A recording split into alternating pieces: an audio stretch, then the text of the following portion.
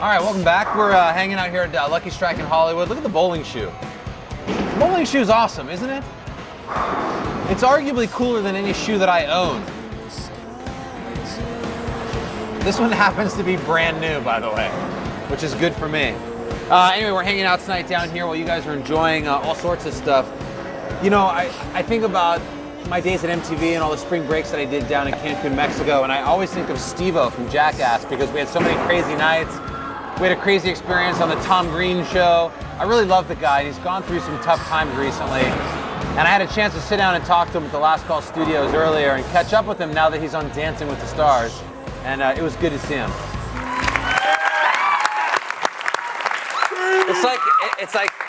It's like the return of Steve-O, you know? Yeah, it's been a wild, wild road.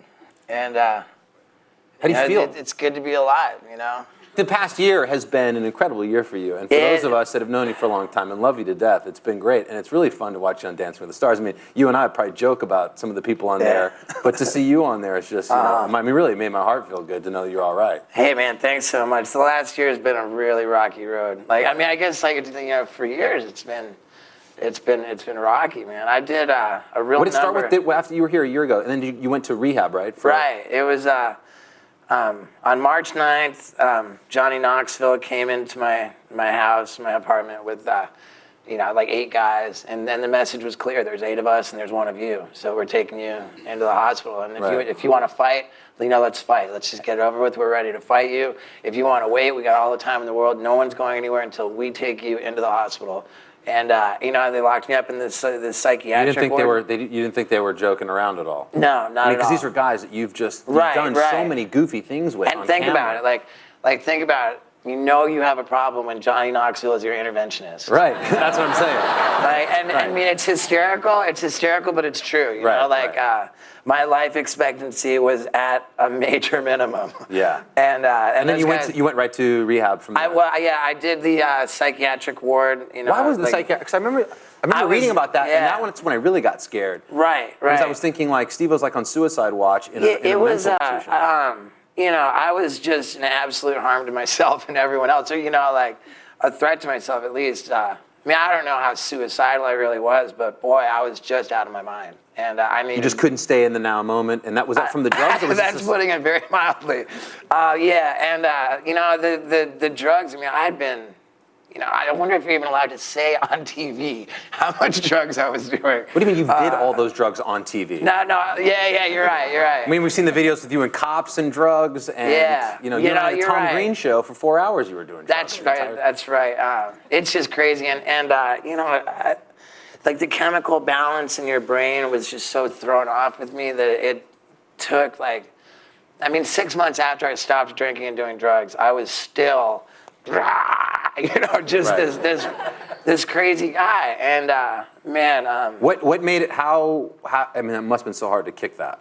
So 6 months later, when you've been detoxed and you're in the care of good people and you're on this road to recovery, what is the driving factor for you to say, I'm going to really get my together now? Like, I'm really going to do it. You know, at family, first, somebody, inspiration. Who was it? When I was in the psych ward at first, you know, I thought like, oh man, you know, I'm in this position, I could do so much good. You know, I'm going to do the world a favor. You know, and I'm going to turn it around and get sober. But I had the cart before the horse. You know, I was really like trying to do it for other people's benefit, and it just wasn't really working. I stayed nuts, and then. At one point, I just kind of hit a wall. I crashed, and it dawned on me that I had issues with the guilt and shame and embarrassment. You know, like and I didn't like the person I'd become, and you know, then I checked myself back into the loony bin, and that's when it all came clear to me that I really needed to get sober for myself. And once I put myself first and really faced, you know, what I needed to do, then everything started getting pretty good. And how has that road been from that moment to right now? Do you still have problems? Sure. I mean, everybody has problems. Everybody has problems. Everyone has temptations. like staying sober it's like dieting kind of. It's great to lose weight. You're consciously aware of it at all times. Yeah, and as great as it is to lose weight, it's so easy to put right back on. Right. So you have to have constant discipline, and I don't know. I'm just so lucky to be alive. I'm on borrowed time, and here's this new chapter in my life where people get to find out, like, what kind of guy I am. Dancing with the Stars this week, when it premiered and you came on, it had huge numbers, and you were sort of the, like, I don't know what Tom Bergeron was saying, like jackass. They're making all the jackass jokes. Yeah. And Knoxville and Wee Man are in the front row, which is just great. They're supporting you on. And then you came out and did the waltz, which was great. I'd love. Have you seen that? Let's take a look at this. I still haven't watched it, but I'd love to.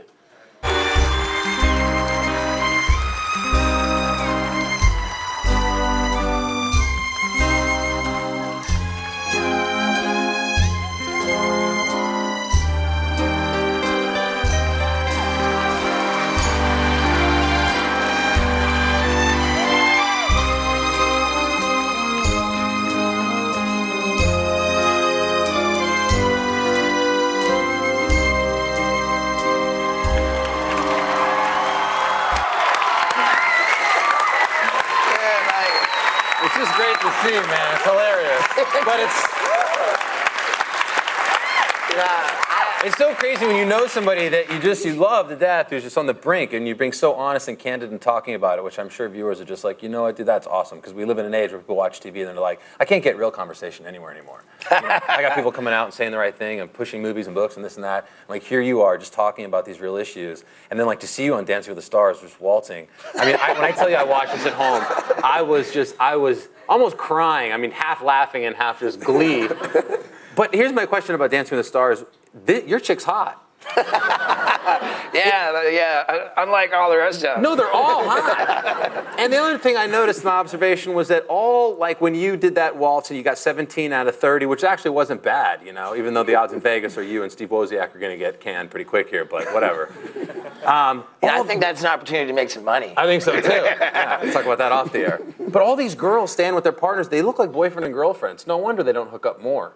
I guess, I don't know. I've got a girlfriend that I love very much. How much do you love her? Because this one's hot. I mean, the judges are giving you a score, and you guys are sitting next to something like the ice skating, couple, and it's just, you wonder, are they really a couple? Because, like, her arms around you, rubbing your belly and stuff. Just like, they're having sex for sure, is what I was thinking. No. It's just. Has it been fun though? Or? Yeah, it's a lot of work. I wasn't even prepared for how anxious and stressed out I was going to be. I mean, like I've been encountered by lions and tigers and bears. Literally, lions and tigers and bears. Like, I've swam with every species of shark in the ocean. Think of your scrotum alone, what it's been through. I know, and I'm more scared of ballroom dancing. Like, before this show, it's. It's crazy, man. It's almost hard to enjoy yourself when you're that stressed out, but... Yeah, but you know what? You're sober, bro. Yeah, absolutely. You're experiencing this thing, but on an equal playing field. Dude, and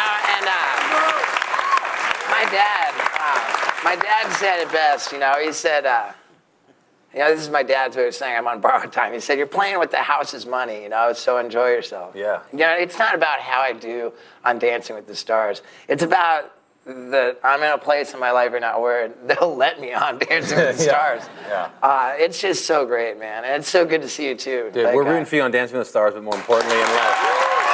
Good to see you, too, bro.